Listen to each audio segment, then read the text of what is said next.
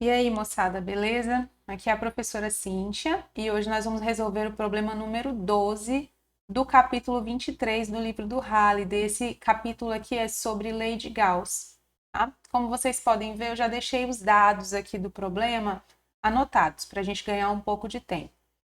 Bem, o problema diz o seguinte: a figura mostra duas cascas esféricas isolantes mantidas fixas no lugar. Aqui, claramente, nós estamos vendo uma seção aí, né? Que corresponde aqui ao plano XY, tá? Por isso que nós estamos vendo apenas duas circunferências e não duas cascas esféricas. Isso aqui é uma seção. A casca 1 possui uma densidade superficial de carga uniforme de mais 6 microcoulomb, que eu chamei aqui de sigma 1, microcoulomb por metro quadrado, né? Na superfície externa, além de ter um raio, que eu estou chamando de R1, de 3 centímetros. A casca 2 é menor, possui uma densidade superficial de carga de mais 4 microcoulomb por metro quadrado e um raio, que eu estou chamando de R2, de 2 centímetros. Os centros das cascas estão separados por uma distância L igual a 10 centímetros. E aí, sabendo disso, pergunta-se qual é o campo elétrico no ponto x igual a 2 centímetros na notação dos vetores unitários. Então, nós estamos querendo encontrar aí o nosso vetor campo elétrico, ok? Bom, para isso, vamos começar localizando esse ponto x igual a 2, né? Observe que pelas medidas, ó, como R1 é igual a 3 centímetros e a casca 1 está centrada aqui na origem do sistema, o ponto x igual a 2 está aqui mais ou menos, né? Não sei se eu fiz uma divisão muito boa, mas ele está mais ou menos aqui. Então, ele se encontra no interior da casca 1. E a gente sabe que se o ponto está no interior da casca 1, não há campo elétrico nesse ponto devido à casca 1. A casca 1 aqui, quando a gente fizer o somatório, né, dos campos elétricos utilizando o princípio da superposição, a casca 1 não vai contribuir, porque o ponto está no interior da casca e toda a carga encontra-se lá na superfície externa dessa casca. Aliás, mesmo que fosse na superfície interna, né? Como é uma casca. É só você lembrar, pessoal, que se você traçar uma gaussiana aqui, ó, com esse ponto na superfície, como no interior dessa gaussiana não tem carga, então não há campo. Haverá sim campo devido à presença da casca 2. Então, a partir de agora, nós podemos esquecer que existe casca 1. Tá? Você pode ignorar completamente a casca 1, porque ela não contribui para o campo elétrico aqui nesse ponto x igual a 2. Vamos marcar essa distância. Nossa, ele entortou aqui contra a minha vontade, né? Pronto, vamos marcar essa distância aqui, que a gente sabe, então, que é de 2 centímetros. 2 centímetros, ok? E aí, esquecendo que existe casca 1, como que eu faço para calcular o campo elétrico nesse ponto devido à casca 2?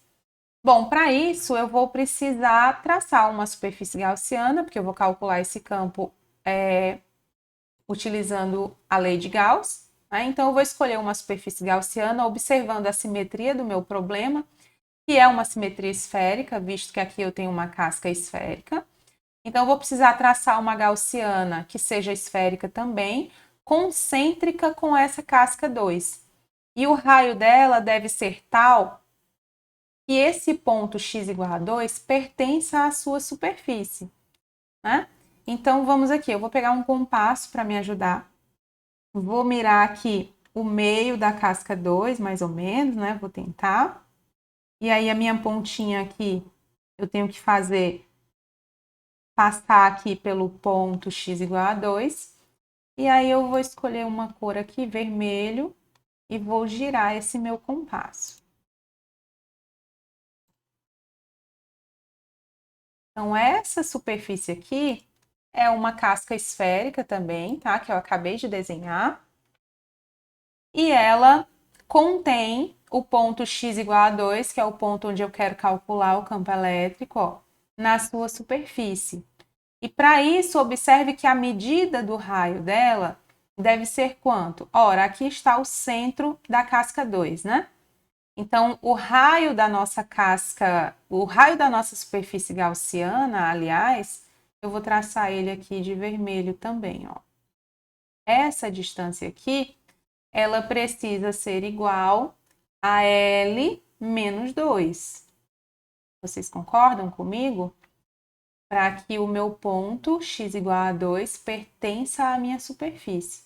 Então, essa distância aqui, ela é L menos 2. Ora, L é 10, né? Então, essa distância é de 8 centímetros. 8 centímetros é a medida do raio da minha superfície gaussiana.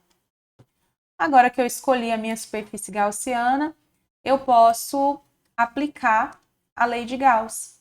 A lei de Gauss me diz o seguinte: ela me diz que o fluxo elétrico através de uma superfície fechada é igual à carga envolvida por essa superfície sobre ε0.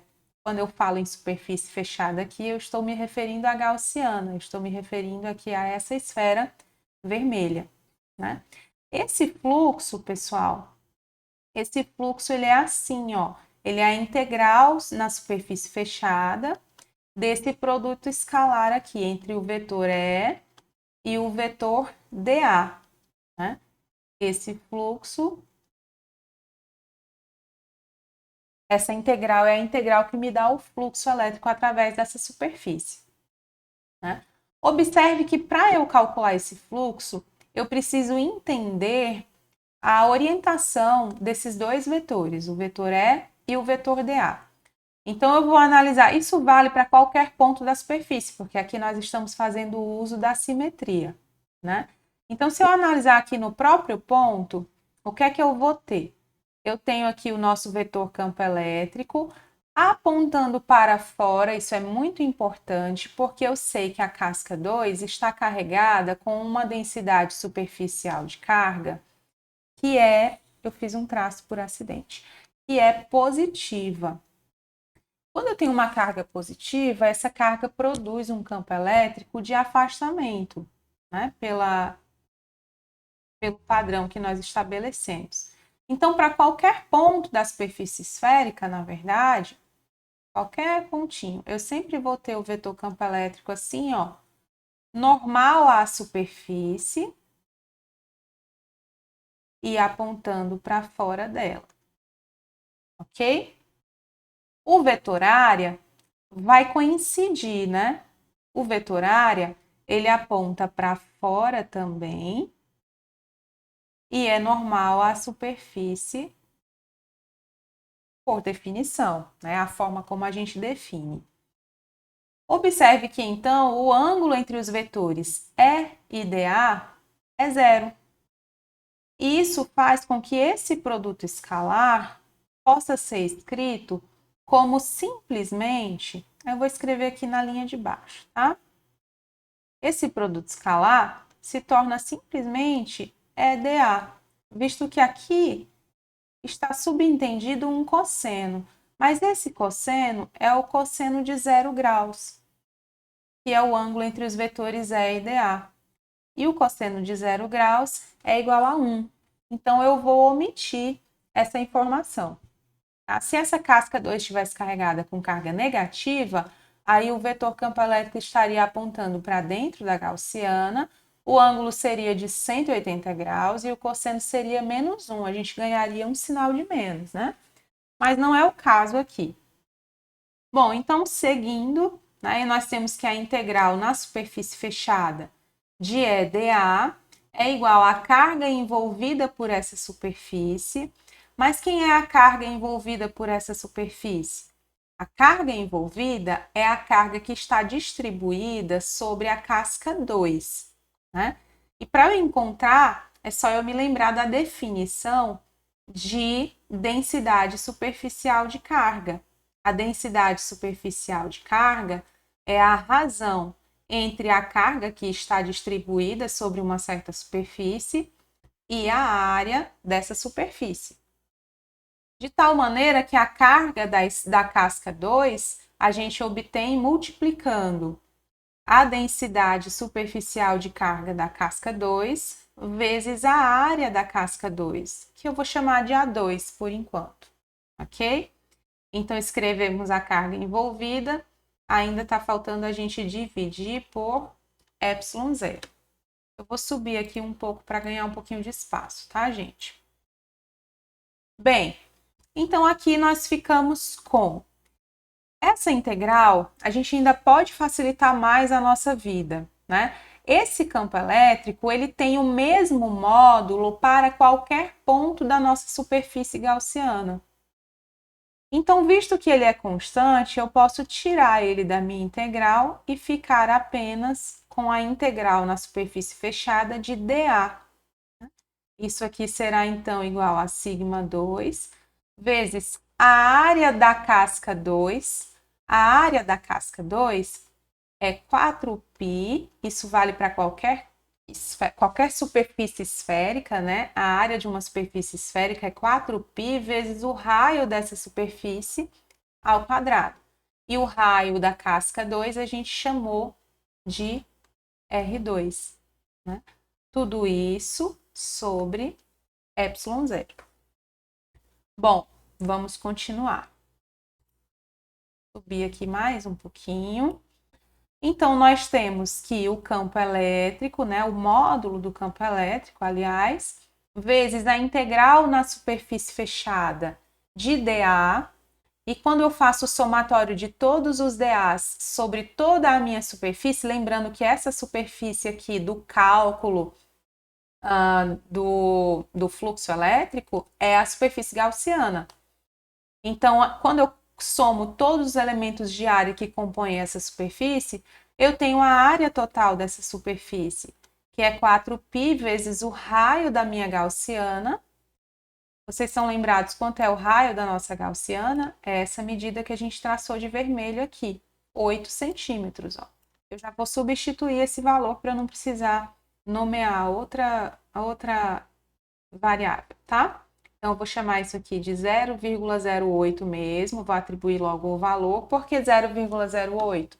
Ora, porque eu estou passando para metro para garantir aqui a consistência dos nossos cálculos, tá? Então, 8 centímetros, 0,08 metros, elevado ao quadrado. 4π vezes o raio ao quadrado. Calculamos aqui a área da gaussiana.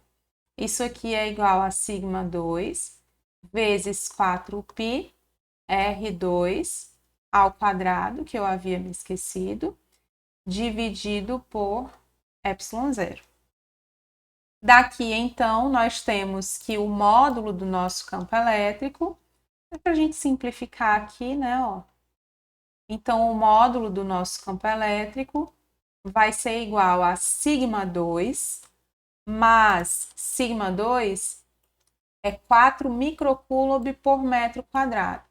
Então, nós temos 4 vezes 10 a menos 6, né? Para ficar em coulomb por metro quadrado, vezes R2. Mas quem é R2? Quanto mede R2? 2 centímetros. Então, nós temos 0,02, colocando em metros, né?